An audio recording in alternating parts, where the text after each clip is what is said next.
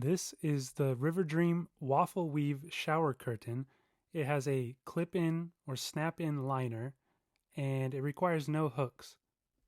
The package it comes in is pretty minimal, just a plastic package with a zipper. It's got cardboard in it to hold it firm, and it's got like a little piece of paper that has the details about it. The waffle weave texture makes this shower curtain feel luxurious, and these plastic rings around the top are very sturdy and thick. They make this very easy to put on your curtain rod, and they're silent when you're moving it too. I had old metal hooks for my last one, and they were squeaky, and I hated it. I like how this one has two pieces built in, one for inside the tub and one for outside.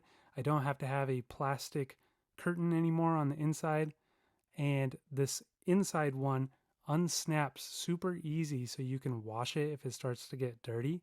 I think this thing makes my bathroom look so much better, more modern, and I like how the mesh at the top lets more light into the shower, and I've never had any water escape through the mesh and get onto the floor. This thing has been awesome.